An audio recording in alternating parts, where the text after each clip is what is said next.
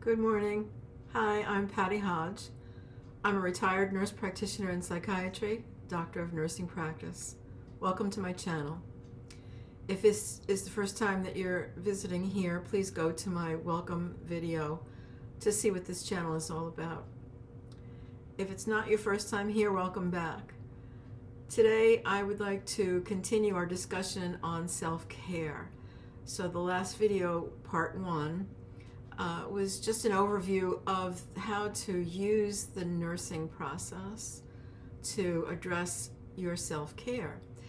And I've had some wonderful comments and help from some subscribers on tips and things that they would like to see happening. So let's see if we can do some of that today. As a general overview for today's video, we're just going to touch on the question, what is self-care? Why do we do it? We'll break it down into specific areas, and I'll show you what I tried to do here to make it a little easier for myself. I will ask 3 questions that I would like you to start really reflecting on in the journal that we talked about keeping last time that we were together. And I would like you to identify some small plan or some small actions, measurable step that you can take to begin to enhance your self-care. And then I want to encourage you to think about accountability related to that. So those are the things that I'll cover really quickly today so that you can get down to the business of doing this work for yourself. Remember, everything here is about you making the best choices for yourself and helping you to use your own discernment to do what's best for you. Okay, so let's talk about what is self-care. And that is just the practice of taking care of yourself to boost and restore your well-being in your body, your mind, your emotions, your spirit. And when you do practice good self-care, you lower your risk of getting sick, you build up your resistance, you ease whatever symptoms you might have of mental health conditions like anxiety or depression, or even physical disorders can also begin to improve if you're taking better care of yourself. It does help improve your mood and your quality of life, your energy, and it helps you just prevent burnout in the world, okay? So it keeps you more connected to the things that bring joy in your life, and it boosts your health outcomes across the board. So that's what self-care is and why we do it. So breaking it down into specific areas for you to begin your assessment. When we talked the last time, I told you that the nursing process has these 5 steps, and the first step is to assess. So what are you going to assess, and then the next step is analyze. What are you going to analyze? So here is where some creativity on your part might help, okay? I went online to see if there was some kind of chart or something that might help you, and I found some, but that was only after I started to build one for myself, and I realized that might not be something you want. But this is what I did with my first effort here, okay? I put the nursing process there on the top, and then I broke it down into body, mind, emotions, and spirit. And I said, well, there are other places and other things that people do need to improve their self-care about, and some of that is keeping your space around you, your social life, your finances, and your work life. And then I started to add little pieces in here that started to fill it out a little bit about how you might want to look at that. So in order to make that clearer for myself, I used my word processor on my computer, and I built this chart here. It's a little neater. What next? I'm going to just put out 3 questions that I would like you to take some time to reflect on and write about in your journal. And then once you do that, I want you to try to apply it to one of these areas. I want you to understand that this is about progress, not perfection. That's one of the sayings that they have in the ACOA program that I enjoy. And progress, not perfection, is an important thing to remember. Nobody here is perfect. Nothing on this planet is perfect. We want to progress in well-being and health and self-love and love for neighbor. And so anything that moves us in that direction is progress.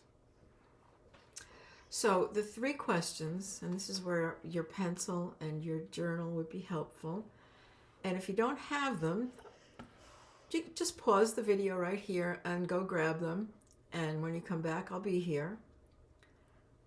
Okay, so here are your questions. What parts of my life am I unhappy with right now?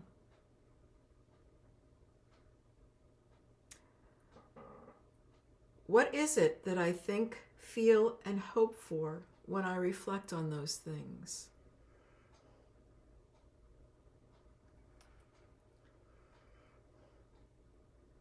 What is the outcome I want if these things were different? What would it look like, feel like, be like? Okay? Take some time to reflect on those questions and see what area of your life you would like to just begin. Just pick one area. What area would you like to work on once you look at those questions? Now, I'll just pick something as an example right here. So suppose we take your physical space. Okay, it would be easy to pick physical and say, I want to lose 10 pounds or 20 pounds or 50 pounds. Look, that's not going to happen quickly. It can happen over time, and I absolutely want that to happen for you and for me and anybody else that's struggling with that. But that's a big issue, and it takes a little more than I'm asking you to do right for this video. So we'll look at space, and we'll look at cleanliness in your space. A lot of times when we're depressed, anxious, suffering from some mental health problem, under a lot of stress for whatever reason, and there are lots of websites that you can go on to identify what stress is, and I will work with that over time. But right now, you're looking around and you're seeing clutter, and you feel overwhelmed.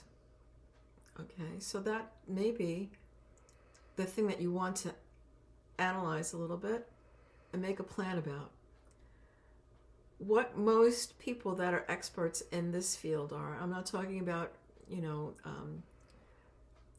hoarder homes, and hoarding is a very specific mental health problem. Real, actual, neurological mental health problem. I'm talking about your bedroom is a mess because it's a catch-all area. And I know some people that can't even sleep on their own beds because they don't have the space. It's cluttered with other things. And this is very common. I've heard this over and over and over again in my practice over the years. So one of the first things that you can do is a very small, measurable step. One small, measurable step. I will clear off my kitchen table. That's it. That's your step. Or I will empty out the junk drawer and throw away what I don't use, what I have too much of that I'm not ever going to use, or organize it when I'm done. Okay, those are 3 things right there that you can do. It's one drawer, not the entire room, not every cabinet. It's one space, and implement that. Okay, so you may assess, again, just looking over that quickly, assess, well, the thing that I'm really, immediately when I think about being upset with my life, it just feels like everything is out of control because this room is a mess. Okay, 1, analyze that. I don't have the space for everything that I need, or not everything I own has a home. Okay, why not? Why am I bringing more things in than I need? Make a plan. Just one thing that you can have a success with. This is about building small successes over time. One small success after another.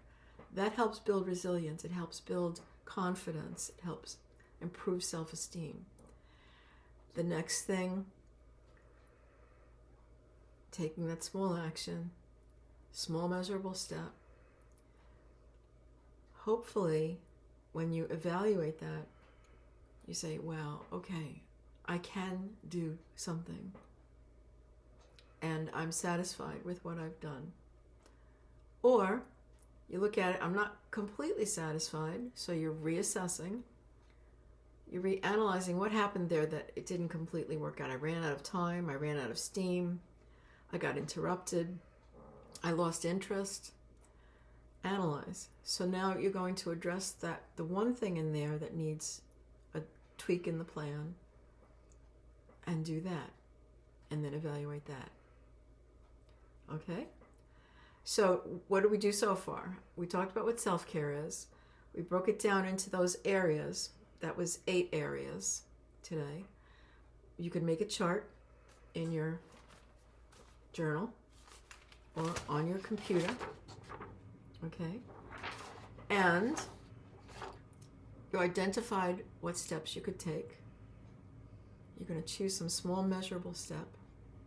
And the next thing is choose a safe person or a group or a trusted friend or an advisor, someone who can keep you accountable.